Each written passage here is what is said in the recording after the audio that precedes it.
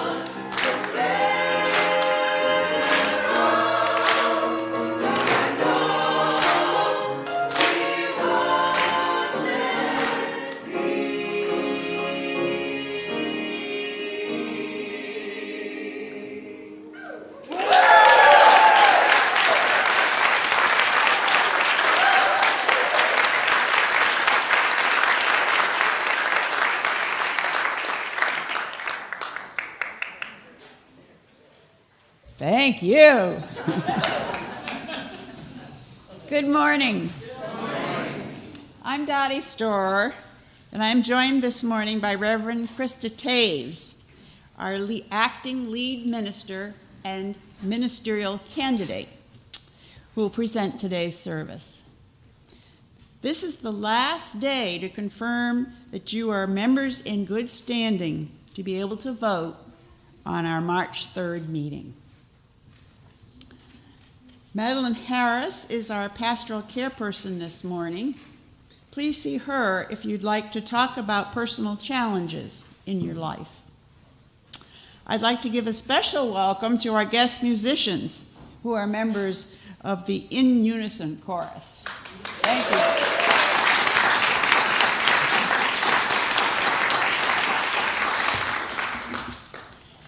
Eliot Unitarian Chapel is a liberal religious community of spiritual seekers. We welcome you in the fullness of your age, race, ethnicity, your ways of being in body and mind, your gender expression, sexual orientation, and religious background. Our core values are freedom, reason, respect, and above all, love.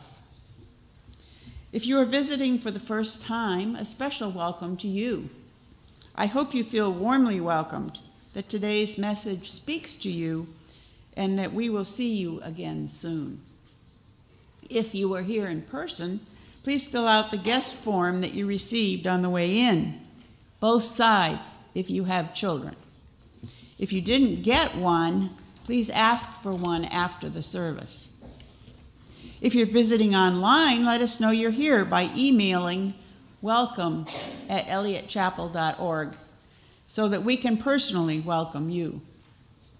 We hope you will join us for coffee in Adams Hall after the service. Come forward and to the right. If you're new here, we invite you to take a blue cup. And if you're not new, please look for folks with blue cups and say hello. The flaming chalice is the symbol of Unitarian Universalism. In our UU tradition, we begin all important meetings with a chalice lighting. These words are adapted from Summer Albayati. May lighting this chalice today help us to rekindle compassion and mercy within the deep crevices of our hearts, so that we can once again bring justice and hope to a world struggling to find its humanity, struggling to find its soul. Our opening hymn is What's Love Got to Do with It. Please join us for the chorus. The words are in the insert with your order of service.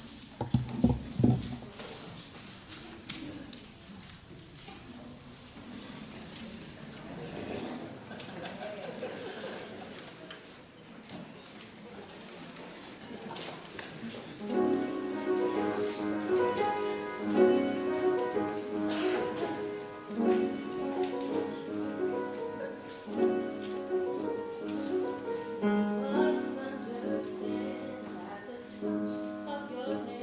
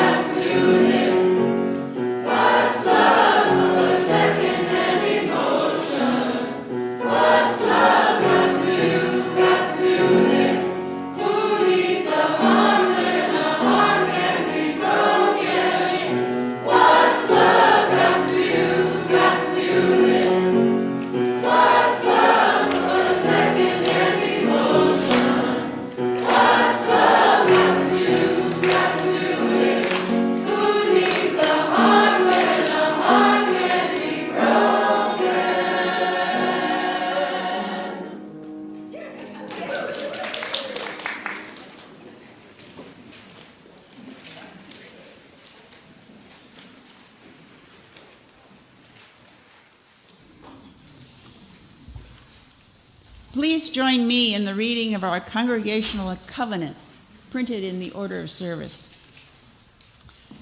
As a free congregation, we promise to one another our mutual trust and support. To create beloved community, we promise to be kinder to each other than we have to be, to listen fully to each other with an open mind and heart, to speak responsibly and respectfully, to find ways to improve our church for all members and friends. All right, I'd like to invite our children to come forward for a time for all ages. And anyone else who likes to sit up in front and be seen. I knew you would come up. All right. Okay, we got quite a few coming from up top. Hi, you can sit down right here. Welcome. Hello.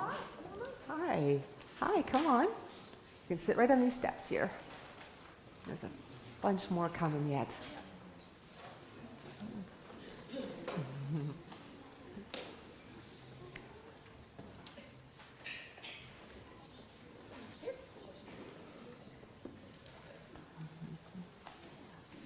Okay.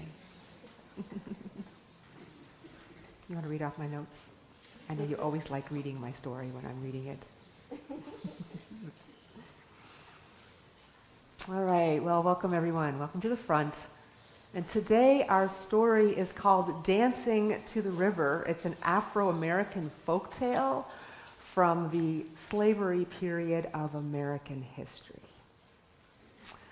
Once there were hard times, and nobody could find anything to eat, and the pigeons flew all around looking for food, but they couldn't find anything.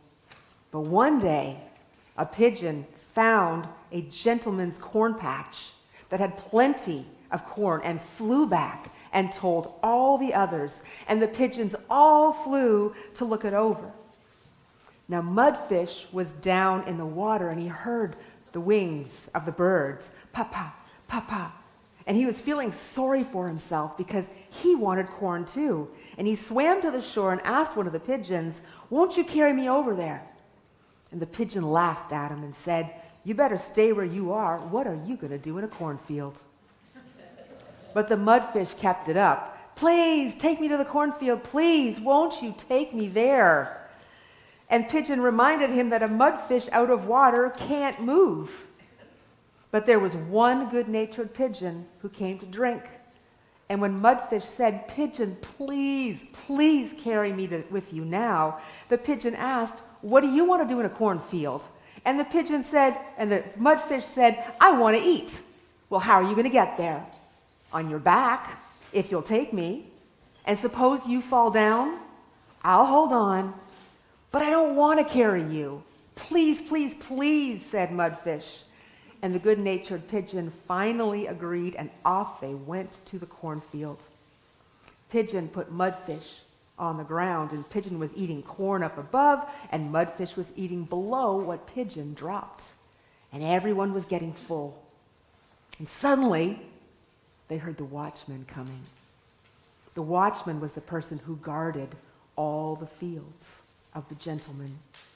And the pigeons all flew away, but the mudfish was stuck. And he said, "Pick me up, please." But the pigeons were too scared. "We can't wait for you. I told you, you should not come." And the watchman saw Mudfish. "What are you doing here? How did you get out of the water and come here?" "The pigeons brought me." The watchman put Mudfish in his bag. "Well, I will carry you to the master's house, and you can tell him what you were doing here." And the watchman began to walk and sing. And Mudfish said to himself, "This watchman loves to sing." He asked, and the watchman said, "Yeah, I love to sing, yes." And the mudfish said, "Well, if you like to sing, you should hear me. But I can't sing without water. Put me in a puddle of water, and I'll sing for you." And the watchman was so surprised he did it, and the mudfish began to sing. And the watchman was amazed, and he began to dance. "Put me in a tub, and I'll sing even better," said Mudfish. And the watchman put him in a tub, and Mudfish kept singing until sweat was dropping from the watchman's face. "If you put me by the riverside, where I can smell the river water, you will really hear me sing." "I'll do it," said the watchman, "but don't be making a fool out of me." "No, I won't. I promise I won't. Just put me down there." And the watchman put him at the water's edge, and Mudfish wriggled and he sang and he wriggled and he sang until he got himself back into the water. "See you later," he said to the watchman who tried to catch him, but it was too late. Mudfish was gone. And that's why you hear people say, "Never let Mudfish's tail touch water." And that is the end of the story. So we're going to sing you off to your classes.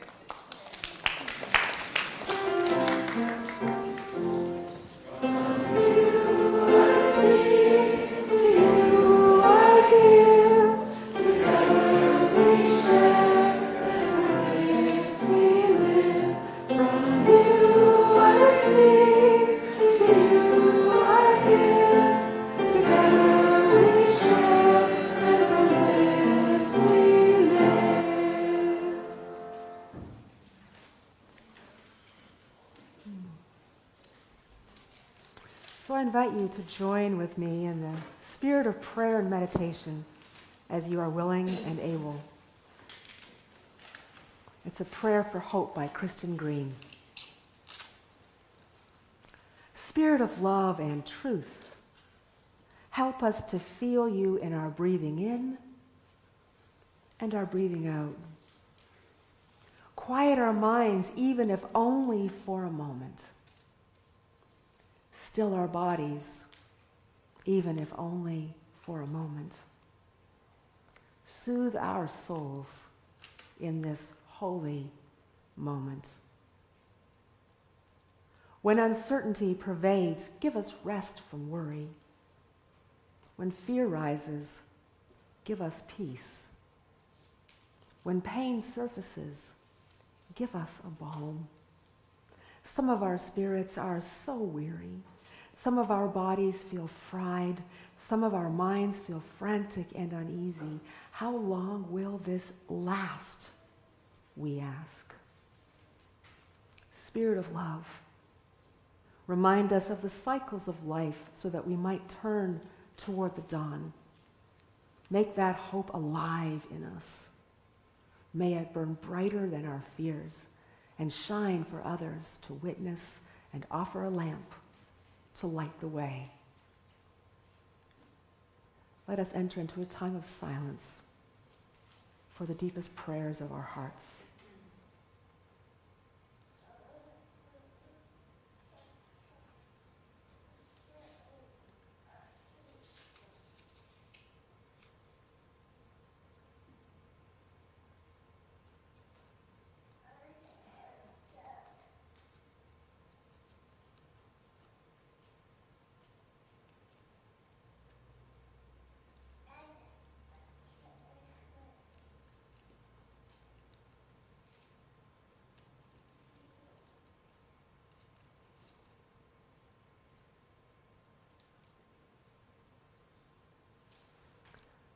Let us lift up the names of those that we would hold tenderly in our care.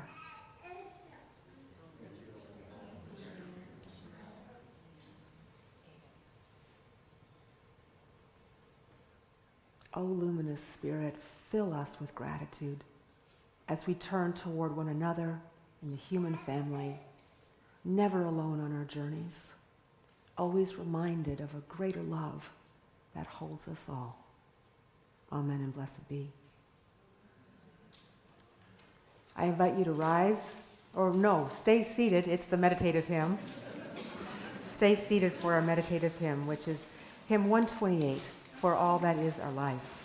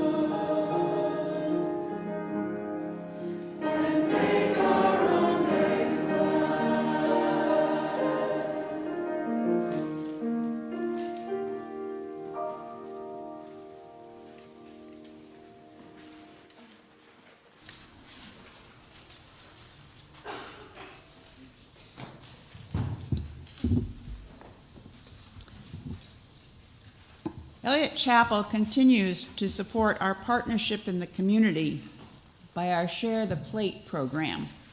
Each month, we share half our offering with organizations that do important work that furthers the values of this congregation. In February, we're sharing our offering with Metropolitan Congregations United. The mission of MCU is to harness the moral authority of St. Louis congregations to work for justice. Eliot Chapel has been a member congregation for many years. MCU helps us to fulfill our commitment to justice, equity, and compassion for all. Key issues for MCU are breaking the school-to-prison pipeline, police reform, justice reform, prison reform, access to health care, and voting rights. Let us be a generous people.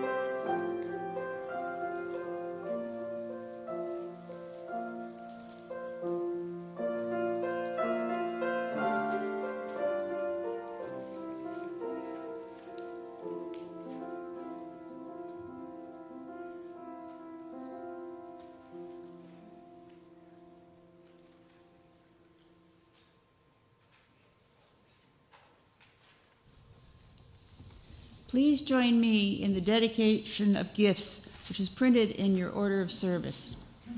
To the work of the church, which is weaving a tapestry of love and action, we dedicate our lives, and these are offerings.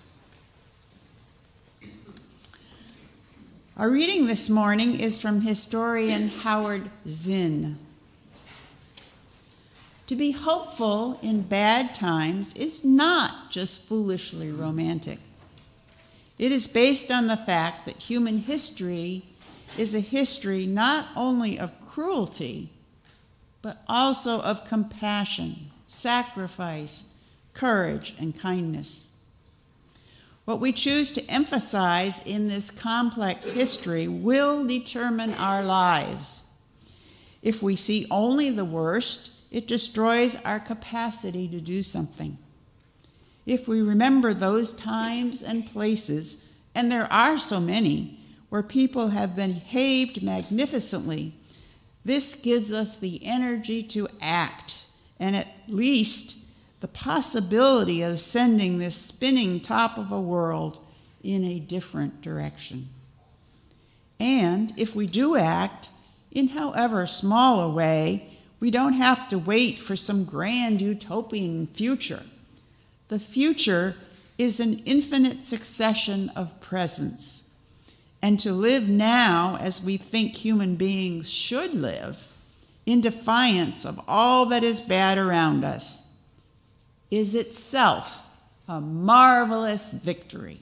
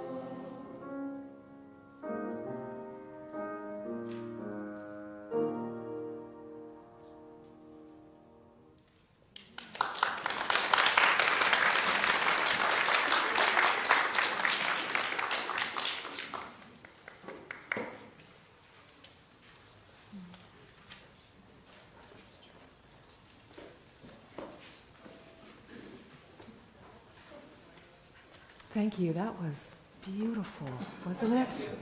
Just got a little verklempt, actually. Now I have to preach. I'm a crybaby, just telling you. I always cry at the end of every movie, every soft scene in everything. I'm a crier. So thank you for that, Nadia. No, don't be sorry. So last week, we continued our month's focus on justice and equity. And if you were here, you will remember that I asked you to put your hand over your heart and feel the spirit of life coursing through you. And I'd invite you, if you wish, to do that, just to remember. If you weren't here, you have a chance to feel that again, to feel the spirit of life coursing through you. And from that place, I asked you to reflect on how your daily life has been shaped by the legacy of slavery and segregation in St. Louis, to feel its reality deep and honestly in your spirit. And I asked you to do one thing that would help you get closer to that reality and closer to the suffering that it causes. And today, I want to focus on how to stay in a place of love and hope when that reality gets heavy to bear. When you become committed to changing that reality, both in your own spirit and in the world around you, it is inevitable that you will have moments when you doubt and become discouraged that anything can ever change. For me, this was that kind of week. Watching a black woman be dragged through the courts, having her personal life torn apart by a stream of white lawyers. There was a moment to feel a little, that was it, right? But today, we're talking about how to go through something like that. And there's many times we go through things like that and still stay in a place of hope and love, that love will prevail. That's why I chose Tina Turner's song, What's Love Got to Do With It, for our opening hymn. You ever thought in your life you'd be doing that song as a hymn? And I want to thank Nadia and David for making it happen, and for our guest musicians. Now, why did this song take off? Right? It took off because it engaged the universal human experience of wanting love, but being terribly afraid to trust in it, and saying that love really doesn't mean much in that cruel world. It's just a secondhand emotion. Who needs a heart when a heart can be broken? Yep. And every one of us have felt that kind of anxiety and despair. Why hope? Why try? It's just all going to hell, isn't it? And it sure does feel like that sometimes. Whether we're in a world divided by war, in a nation divided by lines of hatred and power, in our communities divided by race and class and religion and so many other things, and in the privacy of our lives where our hearts are broken over and over again for all kinds of reasons. So when I found the reading by the late Howard Zinn, I got excited. Because as you'll come to understand, Howard Zinn and hope are not often used in the same sentence. Howard Zinn was a social historian, known for telling the history that gets passed over and lost, the history of the people at the bottom who often get the short end of the stick. And these stories frequently have a note of tragedy to them. It's often a sad history. There's a lot of sadness in his history, and his work can feel overwhelming at times. So a bit about Howard Zinn. Howard Zinn was born to working-class Jewish immigrants who came to New York City before World War I, fleeing the pogroms in Eastern Europe and the Russian Empire. Zinn was a teenager when World War II came, and at first he worked with the Navy as a ship fitter. But then as he became aware of the atrocities happening and the spread of fascism in Europe and what that could mean for everyone and his people, he decided to step up his game. And he trained as an Army Air Corps pilot and flew bombing missions until the war ended. And he came back a changed person. He was proud of his participation in the war and about his service, but as the war drew to its close, that changed. In the last days of the war, when it was clear that Germany had fallen, he kept getting orders to bomb, even though the war was basically over. It seemed like his last missions were about revenge and ego, and it was hard for him to see the official version of the bombings be so different from his direct experience.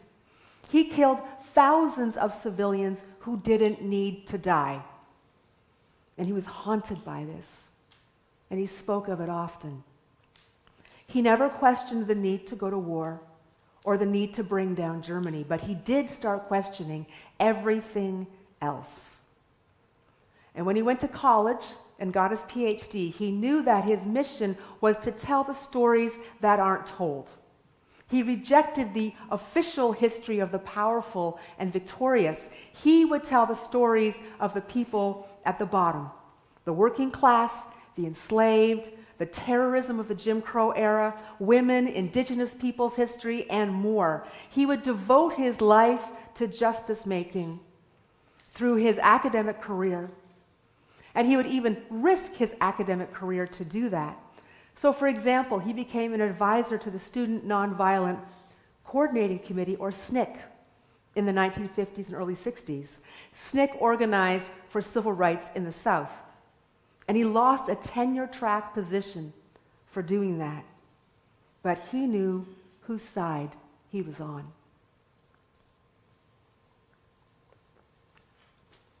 In 1980, he published the book that would launch him onto the national scene, A People's History of the United States, 1492 to present.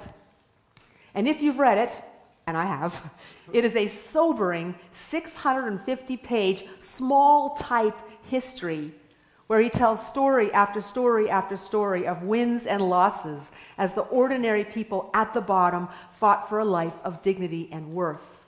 And the storyline became predictable. A group of people would organize and begin to make inroads, maybe even get some big wins, but eventually big money and big power would find a way to either break it up or assimilate those who had been fighting or diminish its success. What's love got to do with it, right? Just a secondhand emotion. But Howard Zinn says no. Even for all this sadness, you've got to go to love. It's scary, but hope anchored in the human capacity for love is everything. After all, what is social justice if not organizing for love? Today we're talking about how to stay in that place of hope and love when things look bad, and we're anxious about what might be coming. And it's really important to talk about this. It's always important to talk about this, but it feels particularly important to talk about this now as we face the risk of fascism in this country, because to have a commitment to justice and equity means taking the risk of being vulnerable and getting hurt and sometimes of losing badly. It scares us to feel this way, doesn't it? It's very scary. And this is true for any, like a partnership or raising a child. It's all filled with risk. But if we want to be whole, if we want to persevere, we have to learn the practice of staying in a better place, in a loving place, in a hopeful place, so that we can keep going as individuals and that we can keep going together. What rises up through the many tragedies in Zinn's books are all the creative, ingenious, and compassionate ways that ordinary people make their lives and others' lives better. And for Zinn, this is where hope resides. So, Dancing to the River, the story we told this morning, an African-American folktale from the slavery era of American history. It is a great example of the stories that enslaved people told each other to keep themselves in a place of hope and love when it was truly dangerous to do so and could often lead to heartbreak, if not death. And just like in Zin's history, there is this strong current of creativity, ingenuity, and compassion. So in the story, we have a bad situation. There is no food. Everyone is hungry. The animals are starving and desperate, and a pigeon finds a ripe cornfield and flies back and invites everyone to eat. And while the story doesn't say it, those listening would have known that this was very dangerous to be caught stealing corn from the field of a white slave owner could lead to a very, very bad ending. But the danger of starving to death made the animals ready to take the risk. And off they went. And well, Mudfish wants to go too, knowing that he also deserves to be full. So he bugs the pigeons until finally one of them has compassion for him and takes him to the field. But when a watchman sees them, everyone flies off, except the fish, who can't move unless he is in water. And the watchman picks the fish up and heads back to his owner's mansion, which everyone knew meant fish for dinner. And the fish then uses his ingenuity to escape this fate. He learns that singing makes the watchman dance with joy. And so the fish offers to sing, and the watchman loves dancing to his singing. And first the fish says he'll sing even better in a small pool of water, and in he goes. And you can imagine, not having been in water for a while, how weak he was becoming. So this was a small win because it gave him a chance to start rebuilding his strength. Then he says he'll sing even better in a tub of water. So in the tub he goes, and even though he is still captive, at least now he has the room to fully get his strength back. With more singing and dancing, he finally convinces the watchman to place him near the water, where he's able to flip himself into the river and swim away to freedom. There is so much that we can pull from this story. The first is that the pigeons and the fish knew that they deserved to eat. They had an inner sense of their worth and dignity, that they deserved this, even if the law said that their desires and needs meant nothing. This is the compassion that Howard Zinn talks about, the reason why he has hope. Now look, the pigeon who found the corn also could have kept it for itself, right? But it didn't. It flew back and told everyone else. And then one pigeon even agreed to carry the fish on its back so it could eat. So it wasn't just individually that they went deep and held on to their inner sense of worth and dignity. They did it together, collectively, as a people.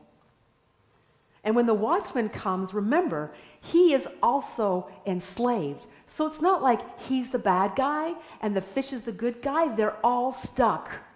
They're stuck in this system. This watchman is protecting fields that he will never own. And he knows that to survive, he has to do his job well. And if the cornfield is eaten before harvest, he may face the consequences. So the pigeons get away, but he gets the fish. And if he gives it to his master for dinner, maybe no one will notice the cornfield. They're both in the same predicament. So the fish is thinking hard, looking for a way out. And when the watchman sings and dances, the fish finally makes a plan. What he does, and this is what I love about this story, is that he uses the watchman's joy of singing and dancing to get back to the river. Now, if you've ever read about Black history and Black culture in America, you will learn that joy is a form of resistance. Joy is an act of love where you take care of yourself, make sure you eat enough, rest enough, And in this folktale, singing and dancing are acts of resistance where love is expressed through joy. It's not just a second-hand emotion. It is the center. These were ways to connect to each other, to affirm that you were human, that you mattered when everything around you told you that you didn't. And the fish gets back to the river by connecting joy through the shared humanity with the watchman. Now, before I lift up what we can use from this story, I want to remind us that we have different historical connections to those who created and told these stories. And how we lift up its lessons has to be done carefully, so that those of us for whom this is not our history, we don't appropriate these teachings in a way that causes harm to those of you who do own this story. Those of us who are African American can never take this story as our own, ever. But we can all learn from it. This is what I think the story offers. There is an innate sense inside all of us that we have worth and dignity. Even when it's stolen or violated, that does not go away, ever. And this is one way we claim and sustain hope in hard times. So even when you're facing things that seem insurmountable, when you're having doubts, when you're feeling deflated at the way things are going, remember that we all have worth and dignity. It can never, ever be taken from us. And this is one way that we can claim and sustain hope and love in hard times. Next, you don't have to win it all to be able to feed yourself and gain strength. The fish didn't get to the river on the first round. He got himself into a tub, first a pool, then a tub where he could refresh, and each time figure out the next step. I mean, it's great to work towards the bigger picture. We have to hold on to the bigger picture, but there is no shame in building up smaller wins while holding on to the larger goal. In fact, sometimes it's the only way it happens. And this takes patience. It takes creativity and ingenuity. It takes a willingness to take risks. And it means that sometimes you're going to lose. Sometimes we are going to lose. And we will be afraid. And we'll doubt ourselves. But that is no reason to stop. No reason to stop.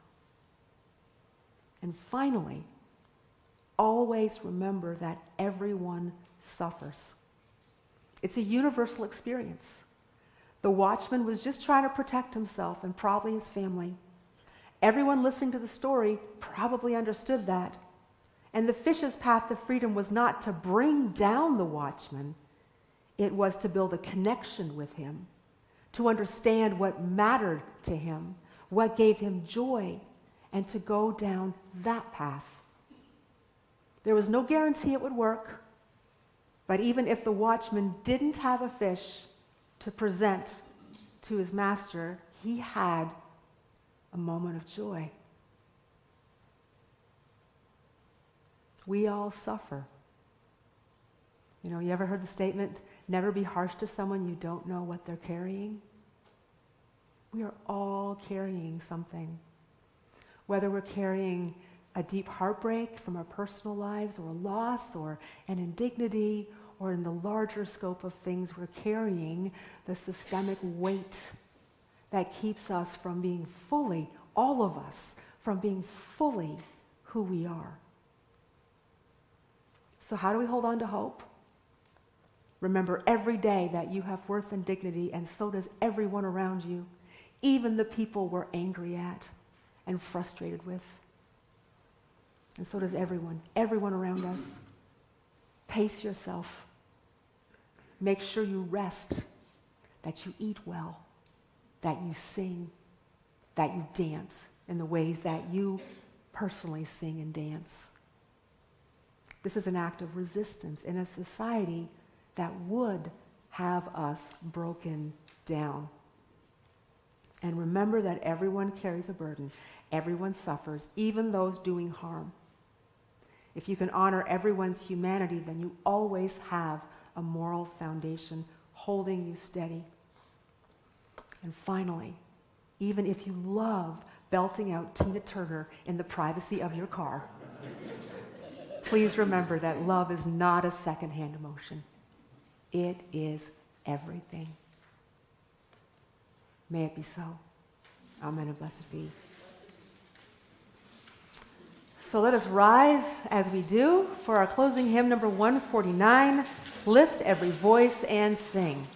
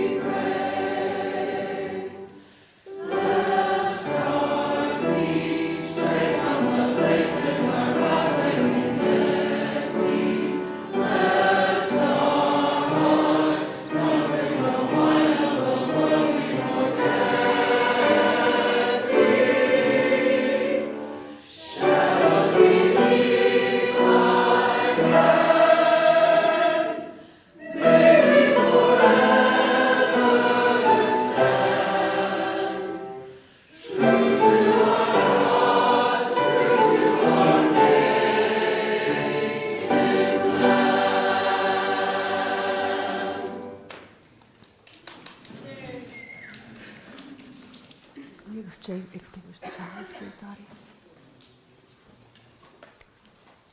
We extinguish this chalice, but not the light of truth, the warmth of community, or the fire of commitment. These we carry in our hearts until we are together again. Please be seated for one final musical gift.